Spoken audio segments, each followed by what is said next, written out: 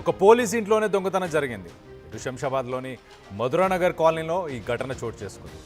అరుణాచలం వెళ్ళాడు ఆ పోలీసు ఉద్యోగి కృష్ణా గౌడ్ కుటుంబం.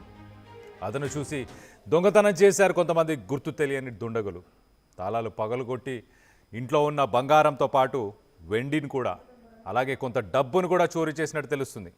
ఇటు పోలీసులకు ఫిర్యాదు చేసిన కృష్ణా గౌడ్కి సంబంధించిన కుటుంబ సభ్యులు ప్రస్తుతానికి స్పాట్ని పరిశీలించి విచారణ మొదలుపెట్టారు పోలీసులు.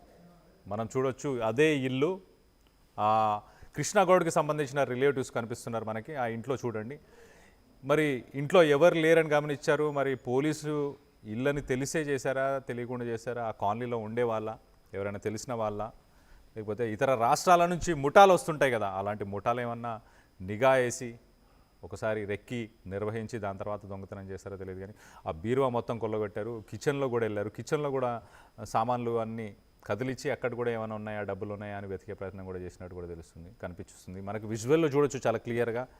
ఇటు కృష్ణా గౌడ్కి సంబంధించిన రిలేటివ్స్ ఎక్స్ప్లెయిన్ చేస్తూ